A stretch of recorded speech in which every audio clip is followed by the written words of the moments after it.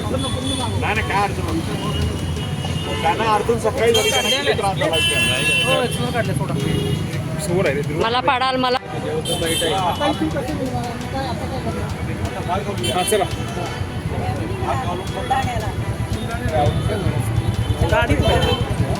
शिवाजी महाराज की जय जय भवानी जय शिवाजी जय भवानी जय शिवाजी माझ्यावर मरणोत्तर गुन्हा दाखल करा अशी मागणी केलेली आहे.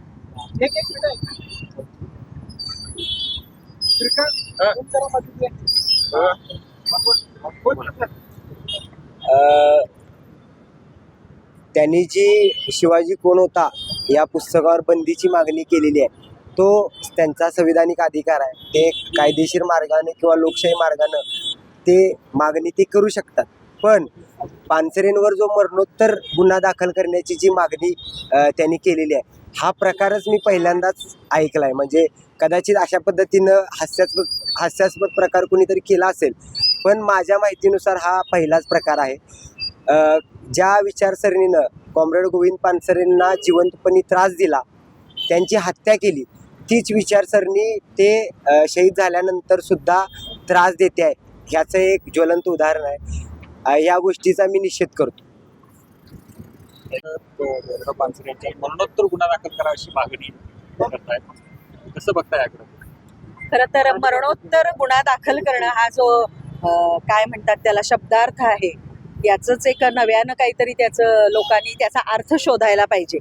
आणि ज्या अर्थी आमदारांनी त्यातही सत्ताधारी आमदारांनी ज्या अर्थी मरणोत्तर गुन्हा दाखल करा असा शब्द वापर केलाय त्या अर्थी त्या आमदाराच्या बुद्धीची कीव करावी का असा एक प्रश्न आमच्या समोर उपस्थित राहिलेला आहे. हे सगळं कुठून येतंय आणि काय येतंय याचा जर विचार केला तर असं लक्षात येते की ज्या वृत्तीने कॉम्रेड गोविंद पानसरेंचा खून केला, दिवसाढवळ्या विचारवंतांचे खून केले, केवळ कॉम्रेड गोविंद पानसरेच नाही, दाभोळकर, गौरी लंकेश, कलबुर्गी यांचे जे खून झाले हे विचारवंत समाजाला पुढं घेऊन जाण्याचा विचार करत होते. किंबहुना समाजावर होणारा जो अन्याय आहे त्या अन्यायाच्या विरोधात तुम्ही सर्वजण एकत्रितपणे लढलात तर चांगला समाज घडवता येणं आपल्या सगळ्यांना सहज शक्य आहे असं सातत्याने हे विचारवंत सांगत होते. समाजामध्ये प्रबोधन करत होते, समाज जागृतीचं काम करत होते. पण समाज कुठेतरी जागा होईल आणि या लोकांना प्रश्न विचारेल, व्यवस्थेला प्रश्न विचारणारे कुणालाच नको असतात.